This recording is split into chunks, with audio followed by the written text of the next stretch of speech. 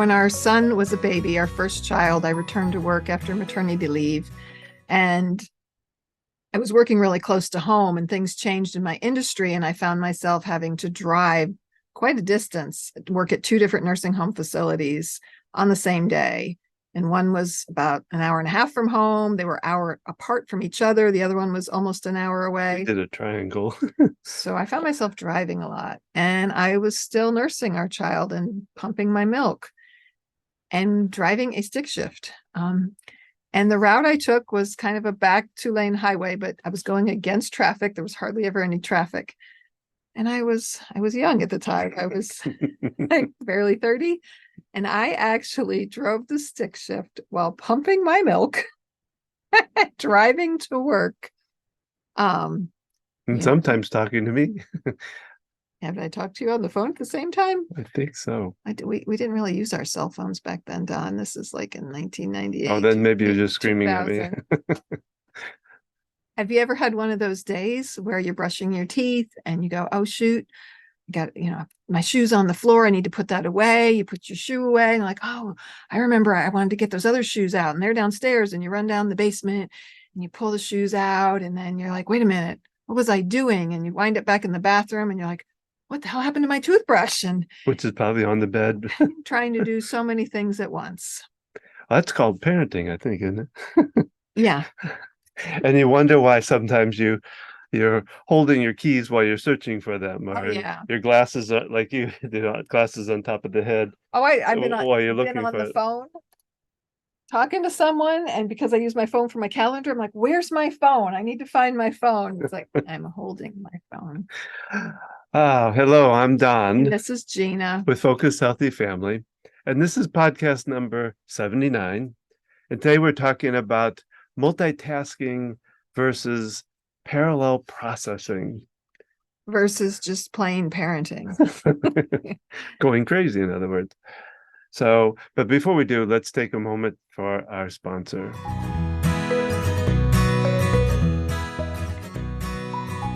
Our sponsor is Q Sciences.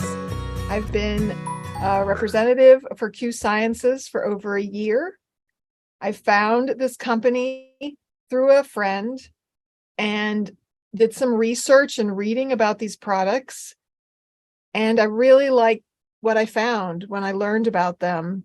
The research and time that they've put into the quality of these products to be better absorbed into the body. Things like the vitamin D spray. Our youngest was on a capsule vitamin D, and yet vitamin D levels remained the same with follow-up checkups. And with the spray, it increased pretty strong. Almost double. Yeah. And I mean, we're talking her levels were maybe 20. And I want to say they went up to 47 or something around that range. And the sleep spray is another great one. It's got melatonin, 5-HTP, and I believe another herbal supplement in there. And because it's a spray, you spray it on your tongue, it gets absorbed more quickly into your body to be more effective to help you in the moment. We're using the B12 spray. We've used the vitamin C spray. They have a Q Max product, which is a multivitamin. And they also have the CBD, different, a variety of different. It's full spectrum oils. Yes. They even have a THC-free version. It comes in different flavors. There is a mushroom. Oh, yeah. Armor. It's called Q Armor. It's a powder, and I get the chai flavor, put it in my chai tea for a double chai drink. So instead of, as they say, flushing your supplements down, the toilet or the drain, you want to get something like this that's fully absorbed. It's like flushing money down the toilet too, if you're not using a supplement that absorbs well and does well for your body. So that's what Q Science is really about. It's a good, well absorbed, high nutrient product. They have multiple products. They have child specific products. They now also have some facial cream products. I've been using a night cream to minimize the effects of sunlight and stress and aging on my skin. And they have a hemp lotion. That's also a wonderful product that we've tried. So check us out, learn more. You can find the link at our website. www.focusedhealthyfamily.com. You can also go to focusedhealthyfamily.com/Q Sciences, the letter Q and Sciences. With an S at the end. With the S at the end, yes.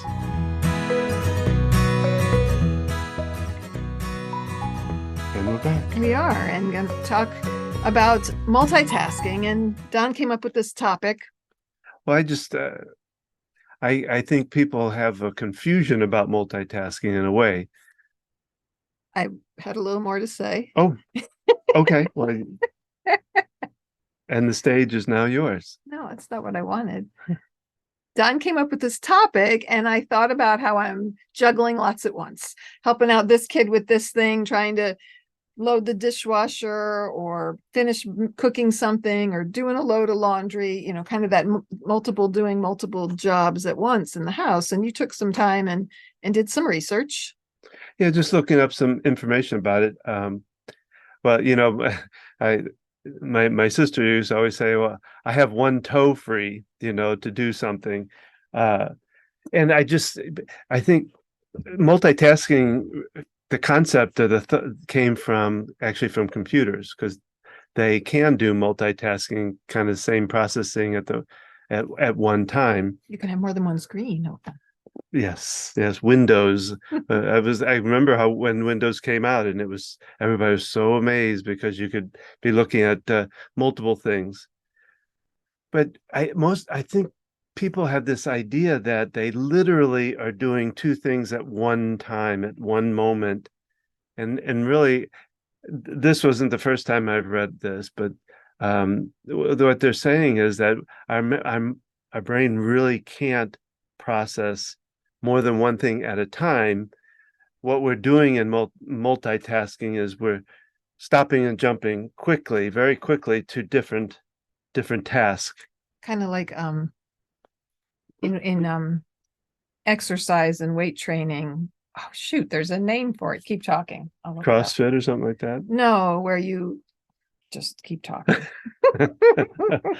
Well, I more I thought about it, is like, I kind of wanted to address it a little bit, because what this, let me get the article and read who wrote this article. Shoot. First, I can't get the paper apart. I'm saying a lot of ums here. There it is.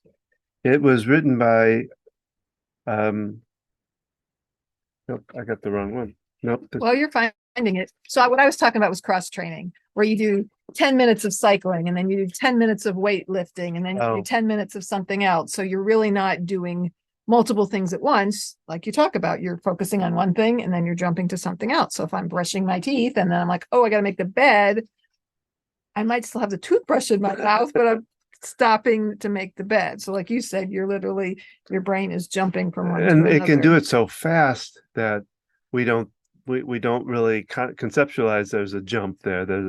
This is by Kendra Cherry. Kendra Cherry, MS, is a psychosocial rehabilitation specialist. Wow, that's a mouthful. Psychology educator and an author of Everything Psychology book.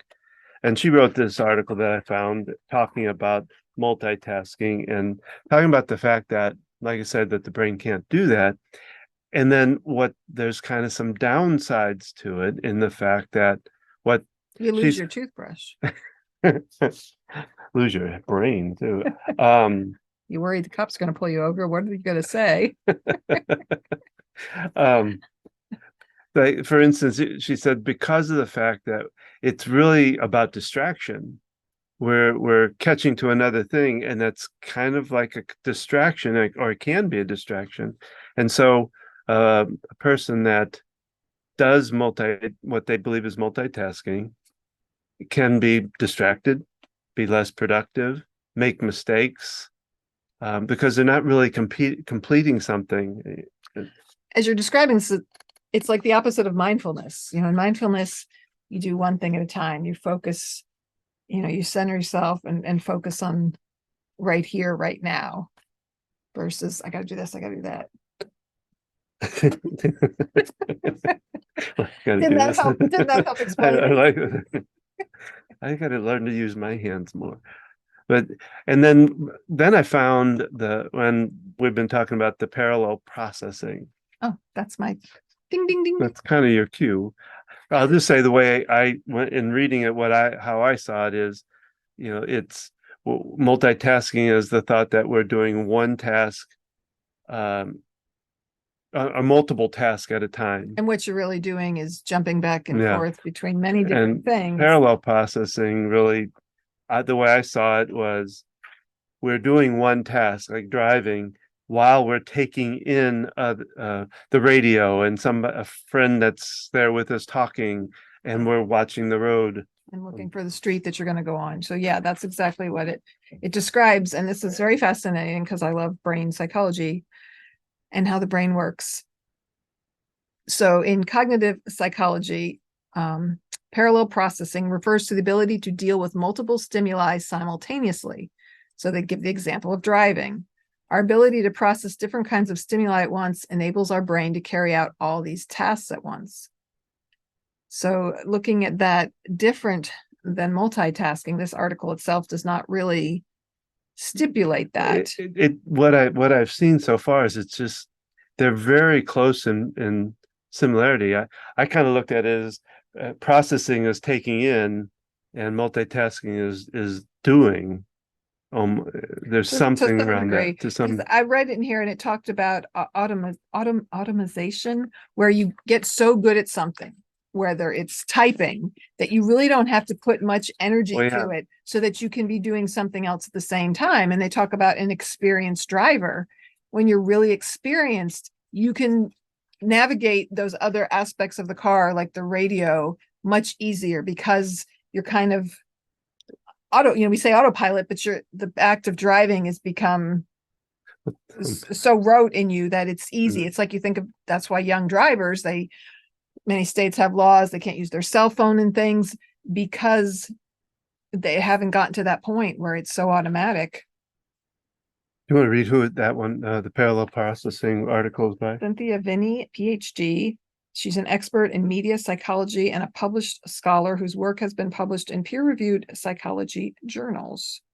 I don't know why it says 4 sources. There might be more sources to this article. We'll have to share a link to it.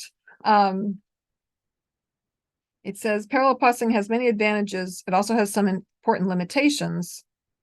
How much information people can actually process in parallel. And there's been different answers that they've arrived at with different research. Well, and that kind of brings up the idea of sensitivities, process. What do you call the sensory processing? The ability of, like, for kids, we talk about kids. Sensory processing disorder. Yeah, and overstimulation. I think that's what they were, in a way, talking about there. Well, I mean, that's only being able to take in so much before taking in information. Yeah. So we take in information through our senses, our sight, our hearing, our smell, our taste, and our kinesthetic sense. So hands-on, touching, moving, feeling. And people can be hypersensitive to those different sensations. They can be sensory seeking or sensory avoiding. And so that's how we're processing information around us. And then, multitasking, you're doing things, you're engaged in specific activities. So they kind of go in tandem with each other in a way. It talks because it goes into how the brain works and how the brain, like you said, kind of looking at it almost like from a computer. It's almost like you can take in a bunch, but you can only put out so much. Is that a little too simplistic in a way? You can't take in, too much at once. Like this gets into a very scientific subject that's a lot for us right now in the middle of a move, but it certainly brings up some interesting different points of, because I've always thought about that some people, like you tend to focus on one thing and you do one thing at a time and want to complete it. I like to take it all the way I'm sorry, just do that. Yeah. And for me, just my personality, I get bored only having one thing. And so my life has brought me lots of things. So I'm not bored and I'm ready to be bored now. Thank you, universe. But having multiple things I'm involved in, the balance is trying to do too many different things at once. There's a fine line there. It's like you wanted with the cleaning up, we're decluttering and cleaning up and packing. And you want I want to focus on one area at a time. I want to get the whole basement cleared and decluttered and packed. And in theory, I'm like, that sounds great. But the way my brain works, not that I'm going to try to clean here and clean up there too, but I'm not as linear with the processing. And so if I feel inspired to clean out the bathroom closet, I'll be much more efficient and productive if I jump into that and do it. So, we've been talking about how we want to pack and we have different thoughts about things, and you want to get everything just to the house before we figure out if we need to rent a storage building. And I'm like, I'm just picturing standing in this house full of boxes and feeling overwhelmed and not know where to begin. And it's like, I just want to have those boxes that we really need to live, just and then we can slowly get to the other ones, because we're going to need to be moving in and taking our kid to activities and working. I go to work and I'm going to be driving a little further, building our business. We're going to have to continue to do all these activities. Neither of us have a job where we can just take 2 weeks off and pack and move in. Paid. So, and we're not literally going to be doing all that at once. Yet it's kind of a juggling act, sort of like what I was thinking when you brought up this topic. It's all overlapping though. Yeah. Well, you mentioned typing, and I'm just thinking about it. When I can type really well if I don't think about what I'm typing. I mean, if I'm looking at the words or whatever, or thinking about the word, but if I don't think about, I got to push this one and then this one and this one and this one. I'm not sure how that fits into this. That's the automation. I'm not saying it right. Automation. Whatever. We'll look. Somebody. We'll put it in the notes, but it becomes so second nature to you that you're not having to put a lot of thought process to it. Because if I make a mistake or I catch myself making a mistake, it throws me off, and then I slow down and I'm having to do it a little bit slower, and then it'll slowly come back to where I can keep. And that's where spell check is nice, because it'll correct those little misspellings. Sometimes not the way you want it to. Well, at work, I don't really have a spell check. I don't find out when I've done a daily note. The only thing it checks for is if you have 3 letters in a row.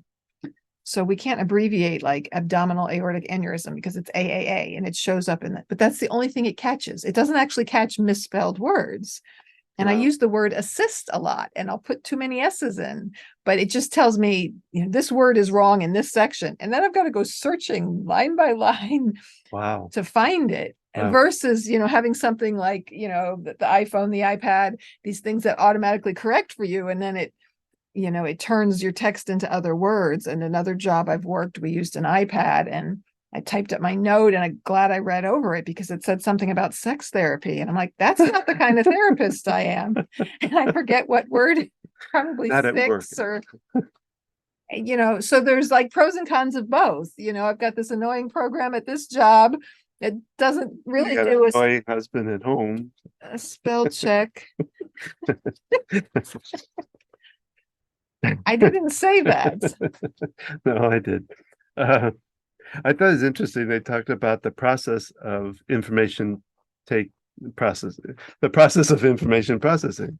And it's a 3-step process. First, you have a stimulus, then you process it in your brain, and then you come up with a response. That's pretty simple. I don't know. It seems like would be more steps to that somewhere. Well, there's different levels of it. So you hear a sound off in the distance, and your brain goes, is that an airplane? Well, the other day we were It's a bird. It's a plane. We were all sitting in the laundry room together, and I'm like, is it raining?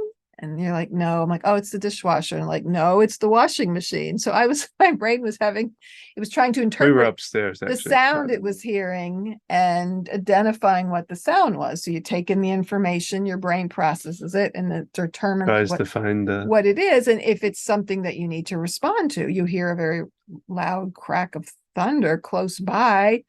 or your child screaming.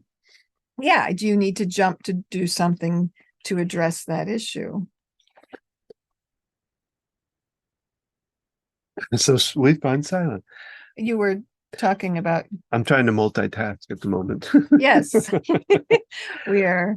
Well, this article talks about for multitasking how to kind of change it, how to help yourself with it so you are more productive. Let me get to that place. As if you're running around trying to brush your teeth and make your bed and find your shoes. And So the first thing they say is use the 20-minute rule. So it's kind of like that idea of breaking an hour down into 15-minute segments where you work on something for 15 minutes, stop, change, go to the next thing.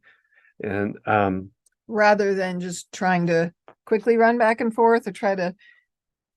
yeah, well, like I said, it does you have a certain I think 20 minutes is about the limit of when you start losing your productivity, you start drifting off your of something. focus. Okay. So it's a smart way to do So it. I got to make phone calls and I've got to do the laundry and I've got to type up an email. So I spend 20 minutes making phone calls. I take a break and I throw the laundry in. Mhm. And then I sit down and do my email. So you're breaking it up into So pieces. And maybe you're your projects take longer and then you go back to.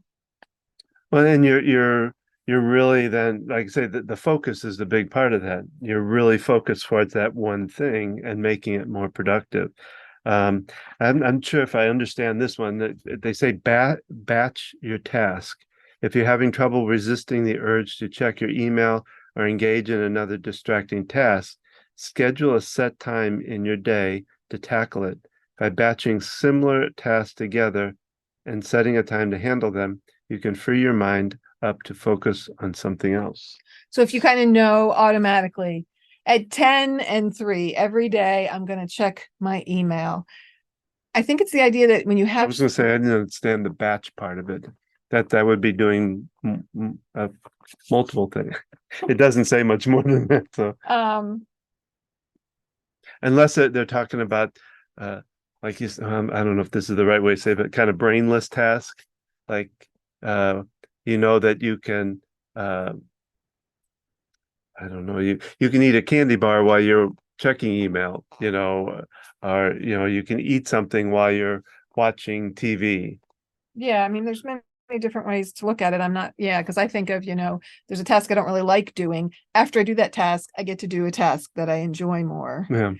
Is one way. But I know when you do things, I've talked to this about with my kids, and I know I struggle to follow a schedule.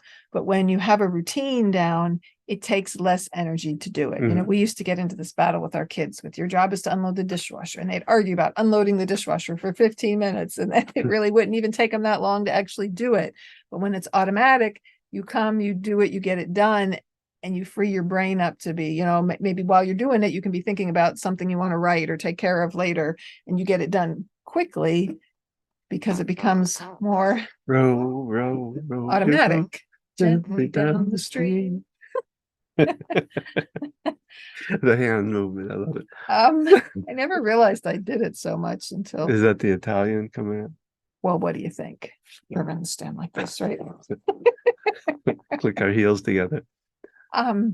So they talk about limiting distractions. That's the next one on there. Yeah, there was something I was gonna say to what you were saying. About batching. Yeah, and limiting distractions, because when you get distracted, you wind up with a conversation like this where we forget what the heck we're talking about. So distraction. We'll do a little distraction here. When you were talking about like spell check and things like that, I think I talked to you about GPT. Yes. GPT. That's become a big thing right now. It is. I mean, and it's pretty cool the way you give it an idea and it'll pull together content around that idea. So distraction. We're back. Oh, that was all you had to say about that? I thought I it don't know why, played I into, just no, I thought you had more. Like I was waiting for the rest of it. throw. I think I'm trying to keep myself awake. Is that what it is? There's a lot going on. And they talk about, of course, about practicing mindfulness. And that, of course, that's what you and I both Mhm. kind of are into and do, work with people and helping them find mindfulness. Because there you're really, how would you describe that? How would that tie in? Well, I said that earlier, where you're focused on one didn't thing hear at it. a time. I'm being right here. I'm being right now. Oh, I do the thing with the positive intelligence with the PQ reps, and I'm just going to tune into the sounds I'm hearing. I'm just going to pay attention to the sound, and I'm not going to try to label it and understand it. I'm just going to notice it. And so it's do very you much, want a sound? Is that what you? I can do a sound for you. you're making lots of sounds, Yeah, yeah. focusing on one thing at a time. And sometimes I'll do that with myself because I can get busy running around like a chicken with its head cut off, a one-legged man in a butt kicking contest, however you want to say it. I'm foaming at the mouth with my toothbrush, Never heard of those people. trying to run around the house and get things done. And it does create that sense of franticness and definitely less efficiency. So we take deep breaths. We do some tapping with it.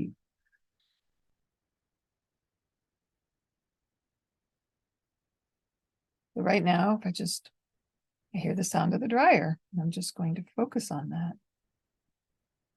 I hear humming from the fan running in. And you can try to hear the furthest thing away that you hear.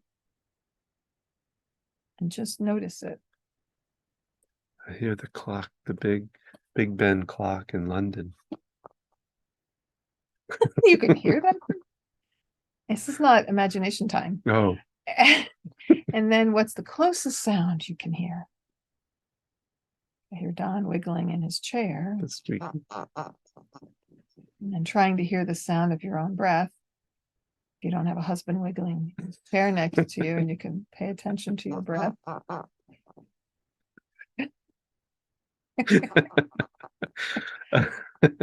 And tuning in for a minute, because I'm testament to trying to do a whole lot at once. Just yesterday, was it? I don't know what day it was. Phone calls. There are so many tasks we have to do with buying and selling a house. We have to contact the mortgage company. I had to contact the lawyer to give them information. The mortgage guy has to get information. Our realtor needed information. So I had all these different phone calls I had to make, all these different portals where I have to log in to give information. And you're sending me message, this person needs this. And I'm like, okay, which person was that? And which portal is that? And how do I get there? And I just, so I would be doing one thing. And then because I talked to my kids a lot yesterday, and then one of my kids called and we get talking about other things.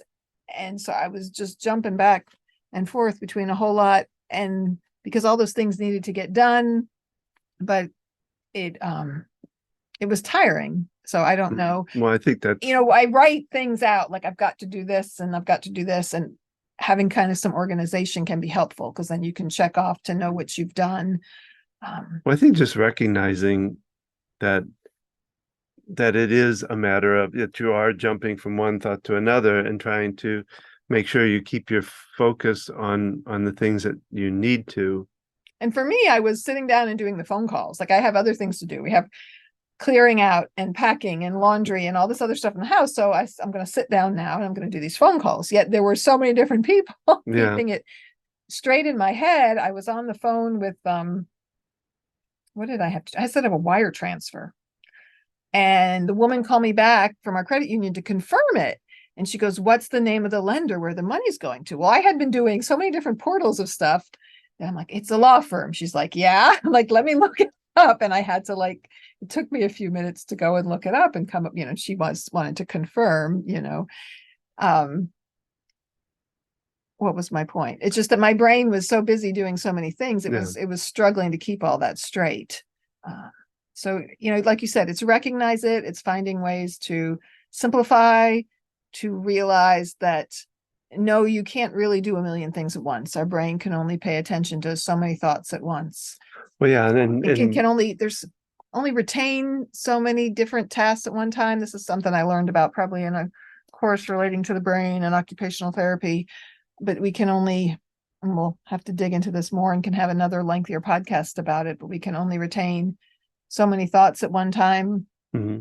It's like if you ever watch Dora the Explorer and she repeats 3 things over and over again, map, book, grandma's house, and repeating them over and over. But there's a point where we can only hold so many things in our mind to be able to complete. So that's kind of on a whole nother level of this conversation. As I wrote.